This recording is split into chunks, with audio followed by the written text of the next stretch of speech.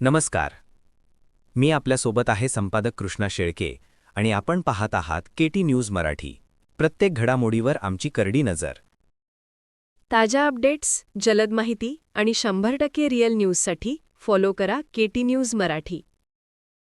नमस्कार. आपले स्वागत आहे. शासन आपल्या दारी या उक्तीचा प्रत्यय आज जालना जिल्ह्यातील घनसावंगी तालुक्यात पाहायला मिळाला. राणी उंचेगाव मंडळ येथील छत्रपती शिवाजी महाराजस्व महसूल समाधान अभियान टप्पा 2 या अंतर्गत एका भव्य महसूल शिबिराचे आयोजन करण्यात आले होते. या शिबिरात केवळ कागदपत्रांचा निकाल लागला नाही, तर शेतकऱ्यांच्या आयुष्यात प्रगतीची नवे यंत्रेही दाखल झाली. पाहुयात हा खास रिपोर्ट. घनसावंगी विधानसभा मतदारसंघाचे लोकप्रिय आमदार हिकमतदादा उढाण यांनी या शिबिरास विशेष उपस्थिती लावून नागरिकांशी थेट संवाद साधला. टेबलवर बसून कागदपत्रांची पाहणी करण्यापेक्षा प्रत्यक्ष लोकांमध्ये जाऊन त्यांच्या महसूल विषयक अडचणी समजून घेण्यावर त्यांनी भर दिला. सामान्य माणसाचा वेळ आणि हेलपाटे वाचले पाहिजे असा विश्वास त्यांनी यावेळी व्यक्त केला. आणि जे प्रश्न वर्षानुवर्ष प्रलंबित आहेत आणि आपण बऱ्याच वेळेस तहसीलमध्ये जाऊन पंचायत समितीमध्ये जाऊन जे आपले प्रश्न सुटत नव्हते ते सगळे प्रश्न हे एका दिवसात आणि एका शिबिरामध्ये सोडवण्याच्या दृष्टिकोनातून या शिबिराचं आयोजन करण्यात आलेलं आहे.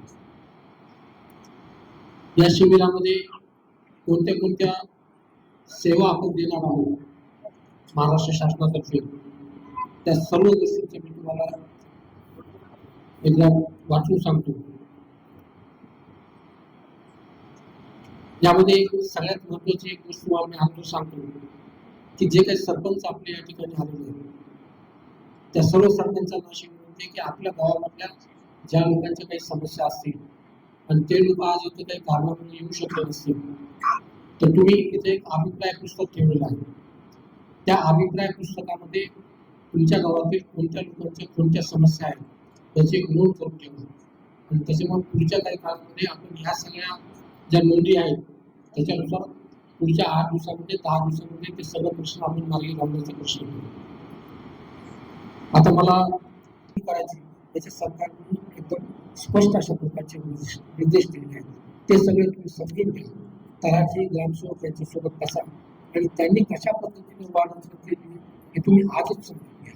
आणि आज जर तुम्ही लक्ष दिलं नाही ही वाढ रचना जर एकदा कायम झाली तर तुम्ही माझ्याकडे किती वेळेस आले आणि किती चक्रा मारल्या त्याच्यात तुम्हाला काय उपयोग होणार नाही. जर आज काही गावामध्ये वाढ रचना झाली असेल तुम्हाला विश्वासात घेतलं नसेल तर तुम्हाला 7 तारखेपासून 7 एप्रिलपर्यंत तुम्हाला त्यात ऑब्जेक्शन घेण्याची संधी देण्यात आली आहे. ते ऑब्जेक्शन घेतल्यानंतर 7 ते 13 तारखेपर्यंत ते ऑब्जेक्शन पुन्हा एकदा तुमची हिअरिंग होतील आणि तुमचे जे काही प्रश्न आहेत ते मार्गी लावण्याचा प्रयत्न आहे.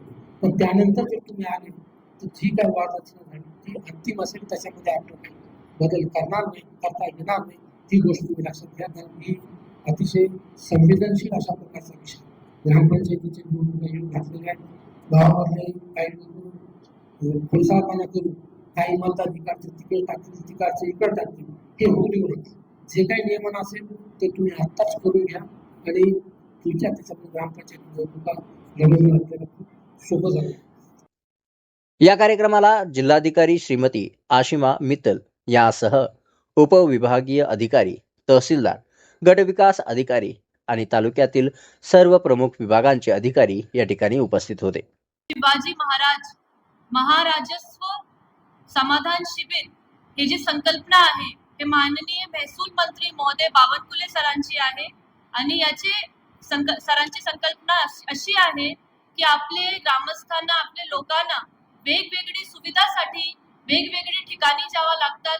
बरेच ऑफिसेस असतात, एक गोष्टी इथे भेटतात दुसरी गोष्टी तिकडे भेटतात म्हणून त्यांची धावपळ खूप होतात.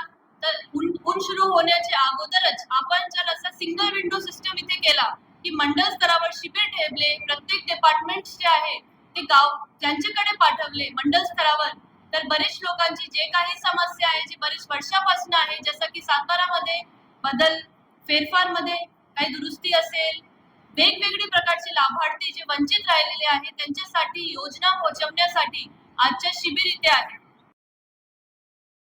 गाव पातळीवर शासनाच्या सर्व सेवा उपलब्ध करून देणे हा या अभियानाचा मुख्य उद्देश आहे. या शिबिरामुळे नागरिकांना मोठा दिलासा मिळाला असून राणीउंचेगाव मंडळात महसूल विभागाच्या या तत्परतेचे कौतुक होत आहे. बरोबर आपण संजय गांधी निराधार योजनेचे 77 लाभार्थ्यांना एकाच छताखाली इथे 77 लाभार्थ्यांना लाभ देणार आहोत. कृषी विभागाच्या मार्फत आपण इथे हार्वेस्टर आहे, ट्रॅक्टर आहे, महाडीबीटी मार्फत देणार आहोत. त्याचबरोबर 7/12च्या वारस फेर असतील, 30 वारस फेर आपण या ठिकाणी मंजूर केलेले आहेत. तसेच 7/12मध्ये काही दुरुस्त्या असतील, किरकोळ दुरुस्त्या असतील, 155च्या दुरुस्त्या असतील, त्यासुद्धा आपण या ठिकाणी करत आहोत. त्याचबरोबर महसूल विभागामार्फत अन्न लोकप्रतिनिधींची साथ आणि प्रशासनाची गती यामुळे समाधान शिबिर खऱ्या अर्थाने यशस्वी ठरले आहे. अशाच महत्त्वपूर्ण बातम्यांसाठी पाहत राहा.